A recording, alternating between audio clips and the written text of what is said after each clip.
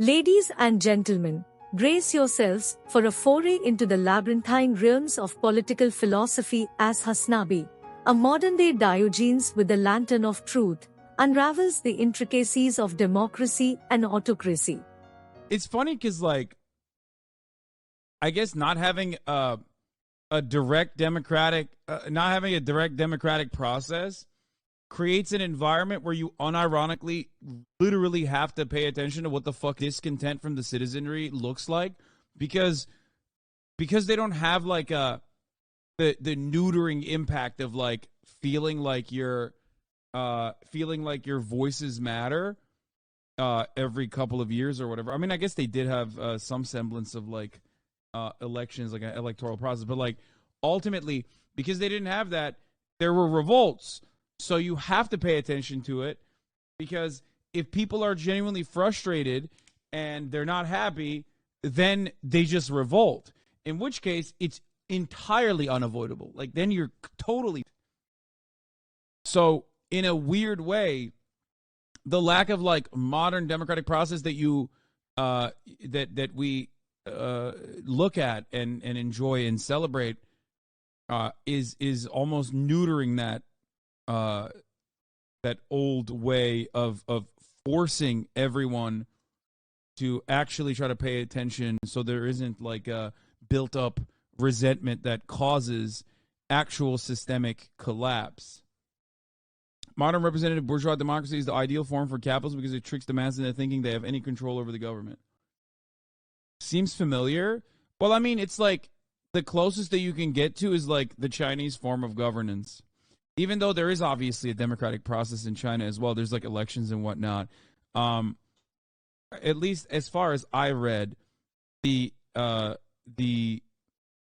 people have to, the people in positions of power have to pay attention to their citizens getting angry, because that could lead to genuine rebellion. It's the difference between neoliberal methods of control versus more authoritarian mechanisms of control, where in an authoritarian mechanism of control, you personally recognize that you are being controlled. So as long as the government is doing things that is relatively right by you, you're okay, there are a lot of stuff that I don't appreciate, but I'm not I'm well fed enough to not revolt against it and get angry and do something about it.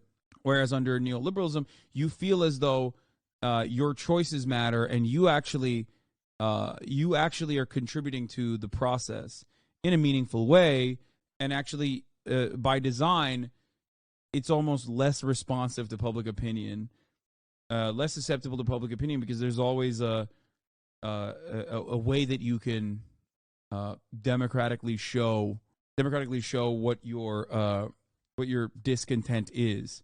As long as you can also, especially in the American process, as long as you can categorize that democratic structure into two neatly organized, neatly confined capitalist boxes that are marginally different from one another, it gives you this opportunity, you are choosing something, and it's marginally better than the other thing, and therefore, you're voting, you're speaking with your vote.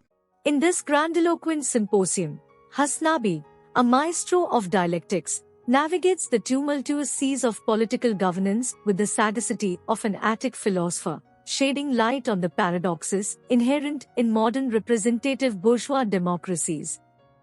The discourse commences with Hasanabi dissecting the ironic dance between democracy and discontent. In the Athenian agora of political musings, he opines that the absence of a direct democratic process paradoxically forces attention to the voices of the discontented citizenry.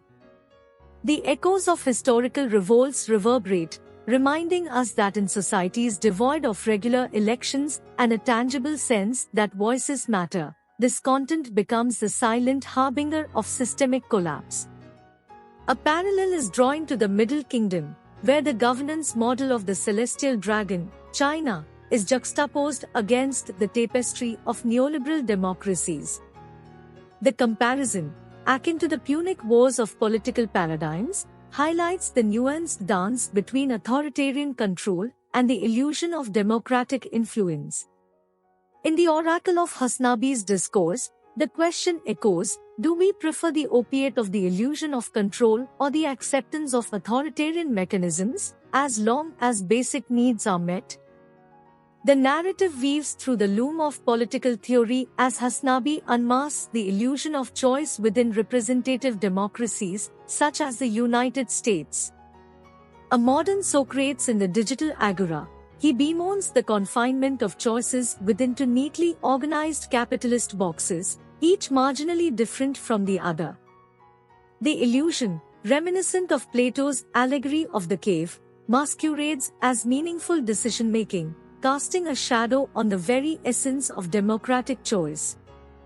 Hasanabi, like an Erasmus of the digital pulpit, urges us to scrutinize the system's responsiveness to public opinion.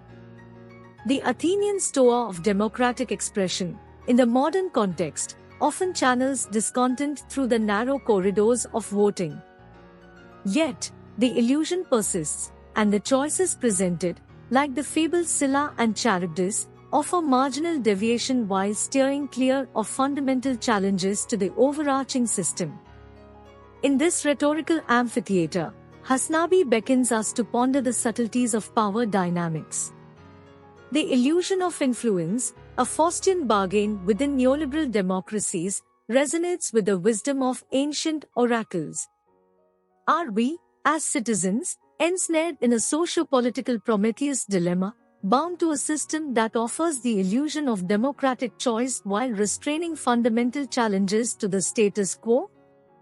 First and foremost, critics may castigate Hasanabi for indulging in the intellectual luxuries of theoretical abstraction, akin to a philosophical narrow fiddling while Rome burns. The criticism may contend that his discourse, replete with grandiloquence and abstraction, lacks the pragmatic grasp required for real-world political dynamics.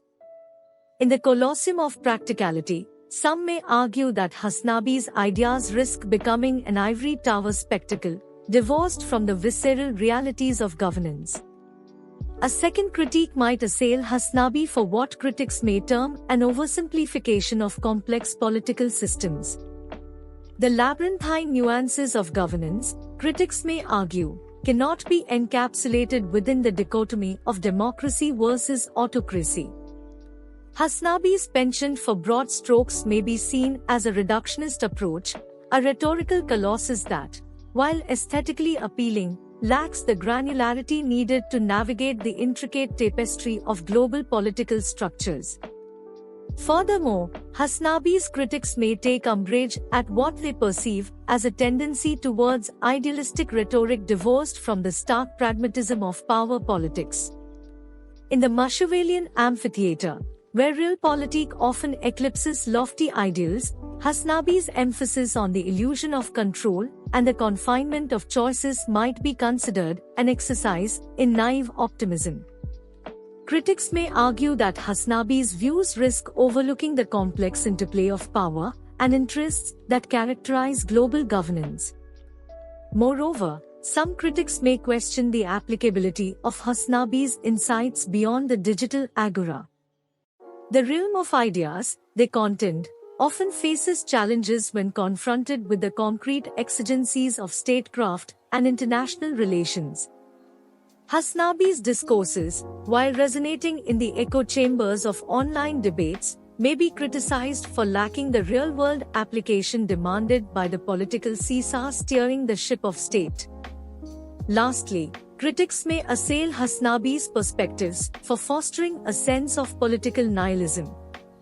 The emphasis on the illusion of choice and the confinement of options within the capitalist framework may be seen as a counsel of despair, a modern-day Cassandra prophesying the futility of democratic endeavors.